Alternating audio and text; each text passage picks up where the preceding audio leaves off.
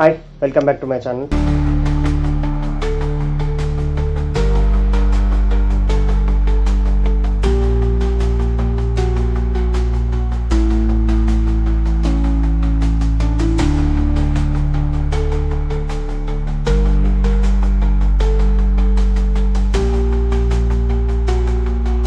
So ఆ రోజు July 11, 2025 కర్ణాటకలోని వేలంగడి మ్యాజిస్ట్రేట్ దగ్గర ప్రజలందరూ ప్లగ్ కార్డ్స్ తోటి కొద్ది కోపంగా అదే టైంలో కొద్దిగా ఆశగా కూడా వెయిట్ చేస్తారు. ఎందుకు ఏం జరిగిందని చూసే లోపల ఒక కారు వచ్చాడు.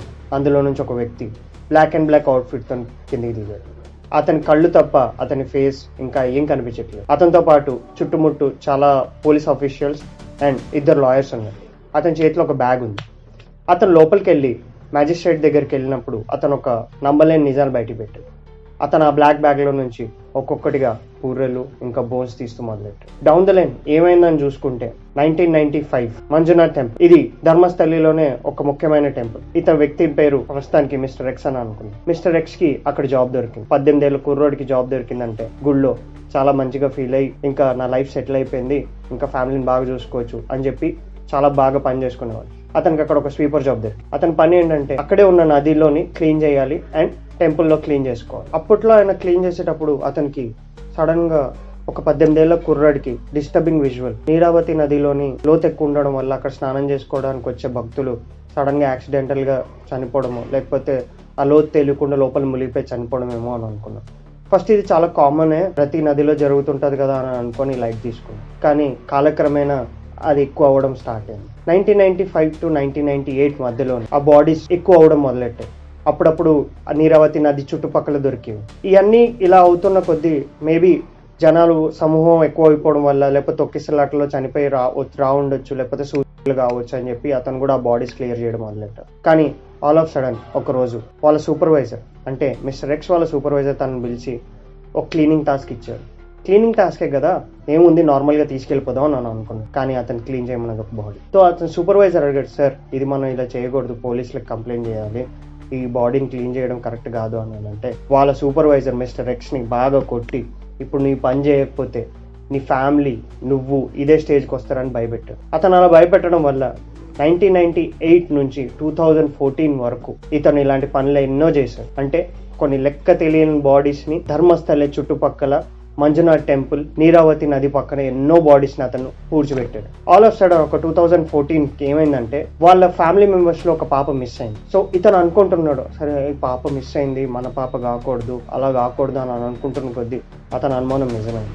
ఆ పాప వాళ్ళ ఫ్యామిలీ మెంబర్స్ ఈ అయ్యేటప్పటికి వాళ్ళ ఫ్యామిలీ మెంబర్స్ లో ఒక అవ్వడం వల్ల అతను తట్టుకోలేక ఆ జాబ్ కి రిజైన్ చేసి అతను ఎవరికి దొరకకుండా మొత్తం ఫ్యామిలీతో షిఫ్ట్ అయిపోయాడు. కానీ షిఫ్ట్ అయిన తర్వాత కూడా ఇతను ఈ బాడీస్ ని ఎలా పూడ్చిపెట్టేవాడంటే కొన్నిసార్లు ఆ బాడీస్ మొత్తం బట్టలు లేకుండా, అండర్వేర్స్ కూడా లేకుండా, కొన్ని సార్లు ఎక్కువ శాతం అమ్మాయిలు వచ్చేవి, ఒక్కొక్కసారి స్కూల్ పిల్లలు, చిన్న పిల్లలు, వృద్ధులు, వాళ్ళు కూడా బాడీస్ దొరికాయి. సో ఇవన్నీ జరుగుతుండగా ఇవన్నీ అతను చాలా హాన్ చేసేవి.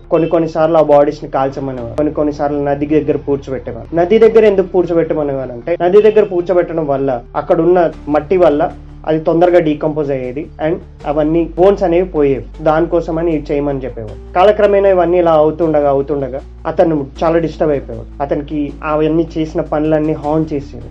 చాలా గుర్తొచ్చేది. ఎలా అంటే ఆ పూడ్చిపెట్టిన వాళ్ళందరూ అతనితో వచ్చి మాట్లాడుతున్నట్టు, అతను వచ్చి మా బాడీస్ కి ప్లీజ్ సాధ కర్మలు చేయమని అడిగినట్టు అనిపించేది. అతను చాలా ఉండలేకపోయేవాడు, చాలా డిస్టర్బ్ ఉండేవాడు. 2025 జూలై 11 అతను ఇవన్నీ ఒక ఎవిడెన్స్ అన్ని కలెక్ట్ చేసుకొని 2 లాయర్ని కలిసి దీని గురించి కేసు ఫైల్ చేద్దామని అన్నారు. ఎందుకనంటే వాళ్ళ సూపర్వైజర్ ఒక్కడే కాదు, ఆ మంజునాథ్ టెంపుల్ అడ్మినిస్ట్రేషన్ అండ్ కొంతమంది హైయర్ ఆఫీషియల్స్ అందరు కలిసి చేసిన మర్డర్స్ ఇవన్నీ. ఒక అమ్మాయిని ఎంత అతి దారుణంగా రేప్ చేసి చంపేయడం ఎలాగో వాళ్ళకే సాధ్యమైంది. అండ్ ఇతను కూడా ఈ దాంట్లో పార్ట్. ఎందుకంటే ఇతను ఫస్ట్ చేయను అనేవాడు, బట్ టైం కొద్దీ అతను చేస్తున్న కొద్దీ ఇవన్నీ పెరుగుతూ పోయాయి. అతని స్టేట్మెంట్ ఇచ్చిన ప్రకారం అవి 100 కాదు 400 పై చిరుకు ఉండేదని తెలుసు.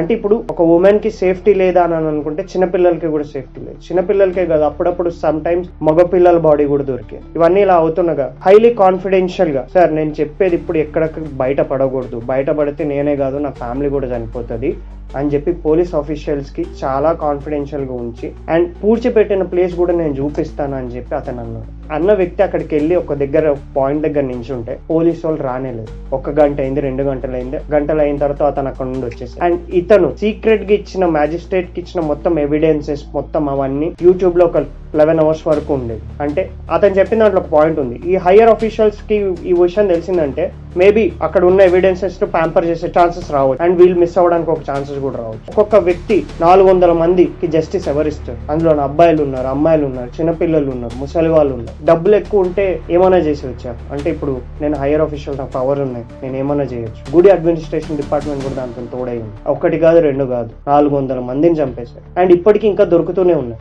అవి ఎంత కౌంట్ ఎక్కడి వరకు వెళ్తాయో. ఆ మంజునాథ స్వామియే ఇవన్నీ అతనితో చేయించాడు. మళ్ళీ బయటికి నా చావుకి ఒక పరిపూర్ణత ఉండాలి, వి వాంట్ జస్టిస్ అని చెప్పి తీసుకొని వచ్చాడేమో అనిపిస్తుంది అప్పుడప్పుడు. నేను మిస్టర్ ఎక్స్ కరెక్ట్ చేశాడు అనట్లేదు, వాళ్ళకి సపోర్ట్ చేశాడు, లేకపోతే ఆ మిస్టర్ ఎక్స్ ని కూడా చంపేశాడు. కానీ అతను ఇవన్నీ ఇలా కాదు, నేను గిల్టీనెస్ తోటి అంటే ఉండలేక అతను వచ్చి ఒక స్టెప్ తీసుకొని ఇవన్నీ ఎవిడెన్స్ కలిగి చెప్దామని ట్రై చేస్తున్నాడు. కానీ అక్కడ government so called powerful people తో కలిసిపోయి మేబీ దాన్ని ట్యాంపర్ చేస్తుందో, లేకపోతే ఇవన్నీ వాళ్ళే చేసినారు మా మీద దోసేస్తున్నాడు అని చెప్తుందో ఎవరికి తెలుసు. మేబీ ఈ కేసు ఎక్కడికి లీడ్ చేస్తుందో నాకు తెలియదు. I think it's a high time, ఎందుకంటే మిస్టర్ ఎక్స్ ని చంపేయని కూడా చంపేయచ్చు, ఎవరికి తెలుసు.